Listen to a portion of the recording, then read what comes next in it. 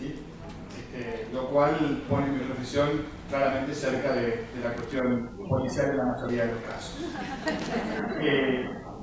Independientemente de la mirada política que uno pueda tener respecto a la economía, yo soy de los economistas que creen sinceramente que la economía es una ciencia bastante básica y podríamos llegar a decir en algún punto quizás inútil en la mayoría de los casos en lo que tiene que ver con la predicción. Los economistas, por lo menos en la Argentina, hemos sido muy buenos para explicar por qué sucedieron las cosas y muy malos para predecir qué es lo que va a suceder en el futuro. Y mucho peores para intentar construir soluciones de lo que debería pasar en el futuro. Por supuesto, no hemos sido tan malos como los abogados, que son quienes han gobernado. Esto no tiene nada que ver con que los candidatos a presidente más salientes que se presentan ahora, no hay ningún abogado. Ustedes saben, hay un ingeniero, uno que está estudiando licenciatura en marketing, está estudiando social, y Massa sí se recibió de abogado, fue cuando empezó a carrera. Bueno, yo escribí dos libros, uno de economía, que es en un sentido como un manual de economía, pero mi último libro quizás es el que me acerca más al encuentro que tengo con ustedes hoy, que se llama Ladrones.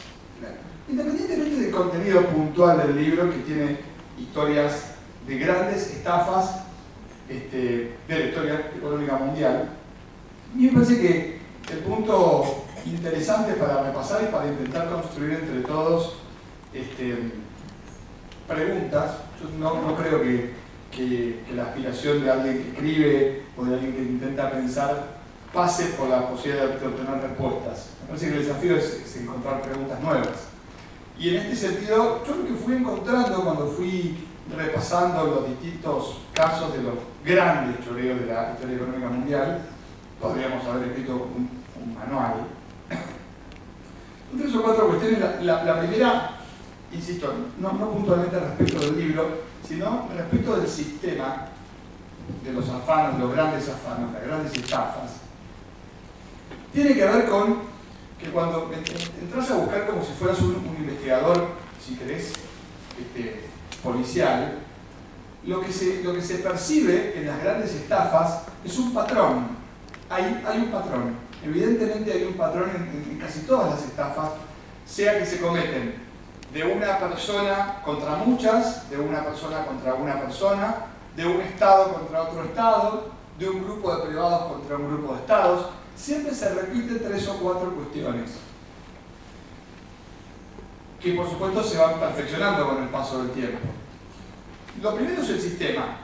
La verdad es que el capitalismo como sistema, que ha tenido innumerables beneficios para la humanidad, esto hay que decirlo, vale decir, vivimos el doble o casi el doble de lo que vivíamos en la era de la pre-revolución industrial.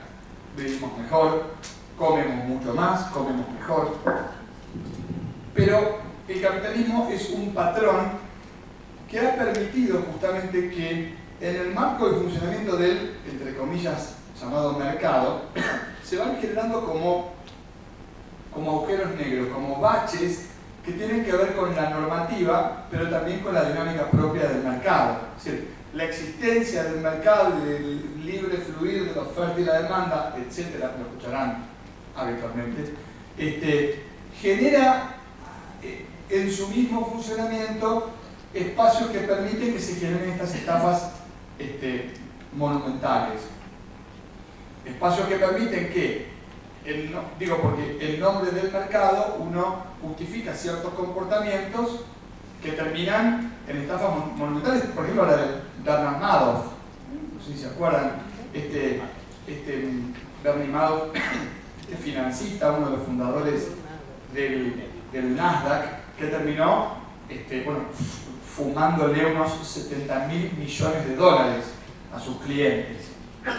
Bajito, tranquilo, un poquito. Y eso tiene que ver con justamente la existencia de un mercado y de regulaciones que en pos de un funcionamiento determinado, que en la mayoría de los casos es positivo para el conjunto, permite estos huecos. O lo que pasó con el Banco Ambrosiano, ¿se acuerdan del Banco Ambrosiano? El Banco Ambrosiano existió porque existían normas que que eran previas a lo que se conoce como los acuerdos de Basilea. No hay ningún economista loco acá, ¿no? Lo que se conoce como las normas de Basilea, capaz que alguna vez la escucharon nombrar, es un tema muy común, cócteles a la noche, hablar de los acuerdos de Basilea sobre el funcionamiento bancario, un tema que uno charla con la familia, sino un domingo tranquilamente. Bueno, el tema, las normas de Basilea regulan el funcionamiento de los bancos. Bueno, cuando sucedió la estafa enorme del Banco Ambrosiano, esto no existía. Este sistema capitalista va aprendiendo, y esto es cierto, con el paso del tiempo y con la aparición de, o cuando se van identificando estas etapas. Es decir, el sistema siempre tiene una puja permanente. La puja se da entre eficiencia y equidad. Es casi permanente, es inherente casi al capitalismo del mercado. Quiero decir, para que se entienda lo que es la puja entre eficiencia y equidad. Alguno tendrá auto, y habrá ido en el auto al shopping.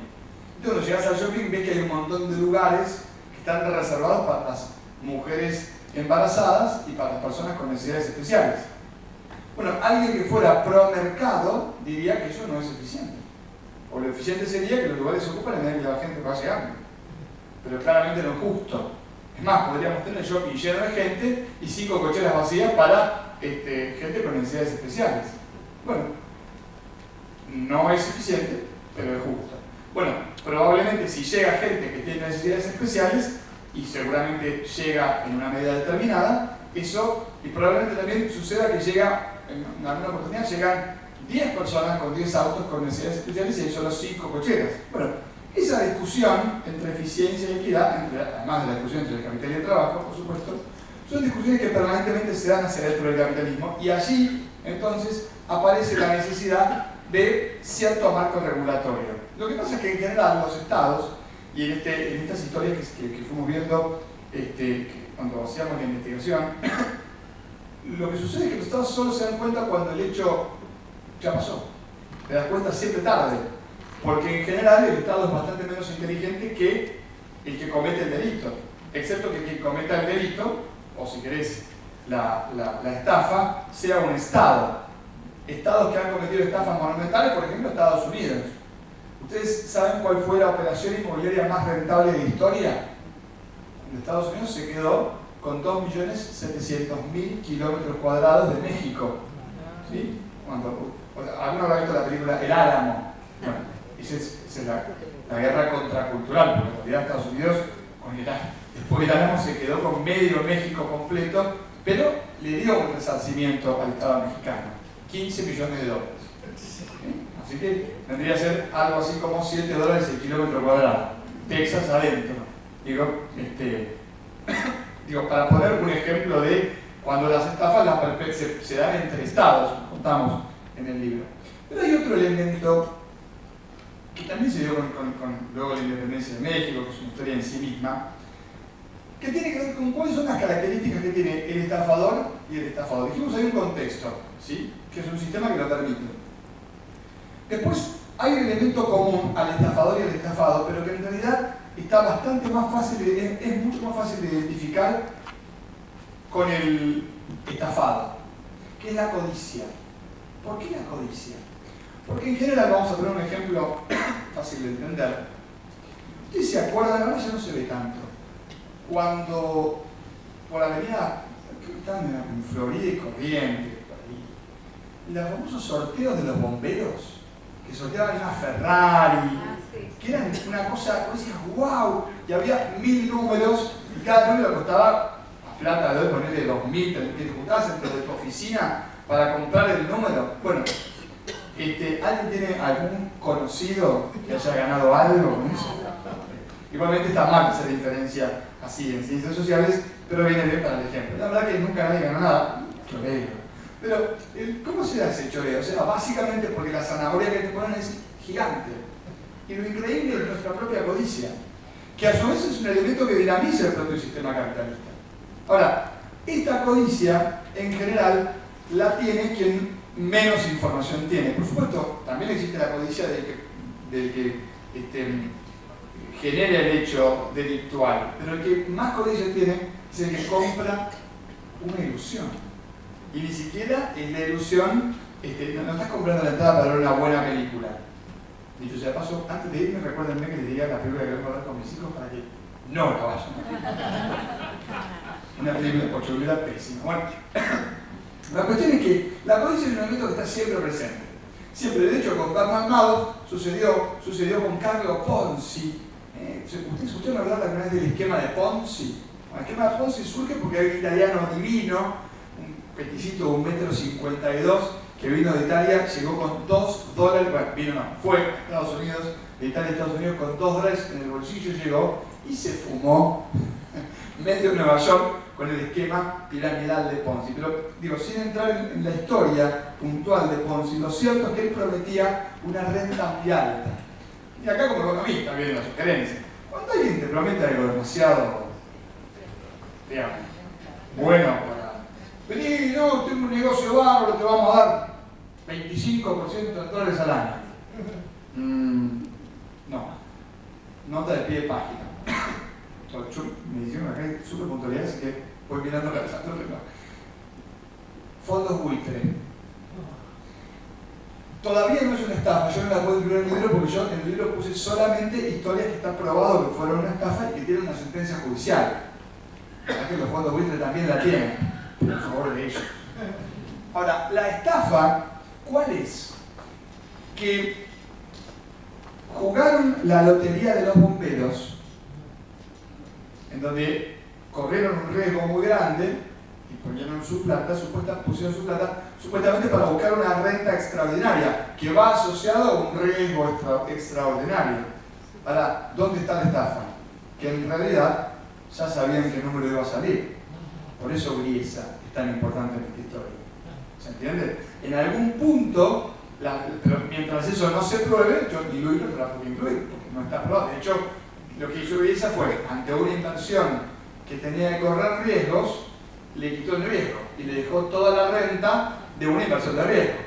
¿Se entiende? Por eso la discusión respecto a los fondos buitre que la Argentina tiene que dar no es la discusión que plantean, la que plantea el gobierno tampoco es, porque la deuda, esa es la deuda que nosotros los argentinos contrajimos hace no tampoco tantos años.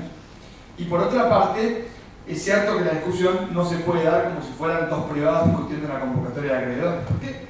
De un lado hay un grupo de privados, pero del otro lado hay un Estado soberano, que somos 40 millones de personas. Y no discuten igual, como si fuera una convocatoria entre un tipo que tenía una pizzería y le quedó debiendo al proveedor de mozzarella. No funciona de esa forma. Entonces la codicia es el elemento, otro elemento común. Ahora vayamos al engañador, al estafador. Cuando se repasa la historia de las grandes estafas, uno de los elementos comunes es que casi todos invierten en lo mismo al principio, en construir prestigio.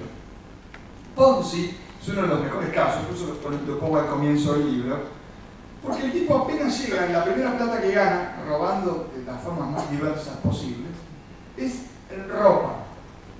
Porque claro, si vos vas a poner plata en una inversión que te promete que te va a devolver un montón, y ¿a quién se lo pone? Una señora, vestidos, hablan de una buena forma. La inversión en prestigio es absolutamente determinante para poder construir la credibilidad necesaria para que le creamos ese cuento fantástico que nos vende.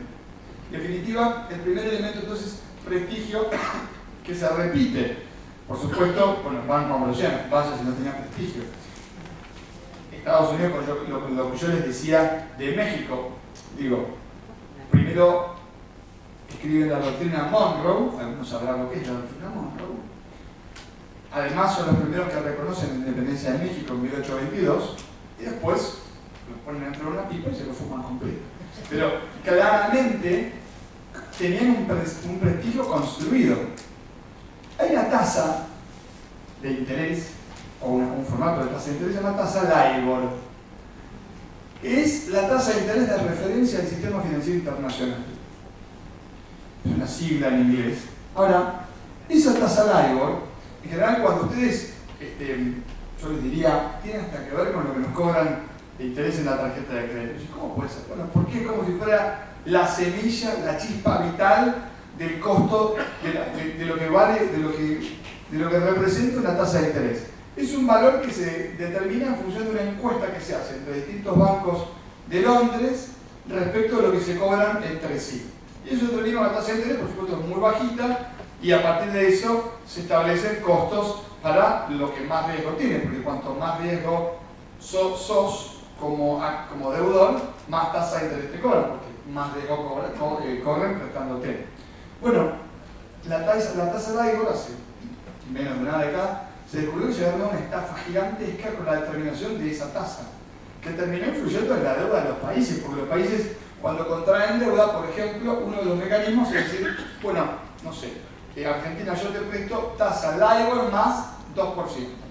O sea, lo mínimo más 2% depende de tu nivel de riesgo, ¿entiendes? Ahora, esa tasa LIBOR era una tasa libre y de mercado, de pronto se descubrió que era una tasa que estaba acordada entre un grupo de facinerosos, de los grandes bancos que hoy siguen siendo los mismos de antes. Prestigio, Grecia. Grecia estuvo en boca de todos. En el libro contamos cómo Grecia entró a la zona euro. Un choreo a mano armada, un invento. Pero lo más gracioso es que el invento se basó en que, a ver, la forma que el país entró a la Unión Europea necesitaba, como cuando vas a pedir un crédito al banco, una carpeta, ponele. ¿Y quién le armó la carpeta a Grecia? Goldman Sachs, a cambio de apenas 600 millones de dólares. Acá está del otro lado Goldman Sachs porque son los que regulan la deuda que Grecia tiene. ¿Se entiende? Digo, en general, ahora, por supuesto, si hubieran dicho, che, Tombo, venía a armar la carpeta, nadie me hubiera creído, porque el sistema pide que el que otorga la credibilidad tenga prestigio. Entonces, el prestigio es un elemento que está presente siempre en el engañador. El otro es la información, y acá viene una cuestión que es, en algún caso técnica, en otro caso bastante curiosa. Uno de los premios Nobel de Economía, Stiglitz, lo ganó justamente por escribir sobre la teoría de la simetría de la información, que no es lo que yo les voy a contar ahora, pero que algo tiene que ver. La información es un bien que poseemos todos, algunos en mayor medida, otros en menor medida, una cosa que puede ser cuantificable o cualificable. Podemos tener mucha información, todas las basuras, estás todo el día mirando programa de chimentos, te queda el cerebro con mucha información que no sirve para nada, excepto, no sé, que Maggie Bravi bailó o no bailó, y qué pasó con Juanita Viale, qué sé yo. Bien, entonces para comentar, le dice, estoy acá. Bueno, estuve comiendo con su abuela, quiero que sepan, un momento para proceder. Pero ella fue simpática, muy inteligente, la verdad que. Bueno, uno nunca sabe después de ver ese video, así que hablemos bien, señora, le mandamos un gran saludo. La cuestión es que hay una simetría de información que es absolutamente determinante en todas las estafas. Es decir, nosotros como clientes de la estafa siempre tenemos mucha menos información que quien nos estafa, que posee no solamente mucha información, sino que cualitativamente es información preciosa. De hecho, en los mercados financieros lo más caro es la información, no la cantidad, sino la calidad de la información. Si alguien te dice que vos tenés una empresa que fabrica, no sé, jugo de naranjas y te anticipa un informe donde dicen que la cosecha de naranjas para el periodo que viene va a ser menor, y vos salís hoy a comprar un montón de naranjas a un precio de mercado, estás ganando mucha plata, porque después, como la cosecha va a caer, van a haber menos naranjas y el precio va a subir. Cuando hay poco de algo, el precio sube, si no, pregúntenle al dólar.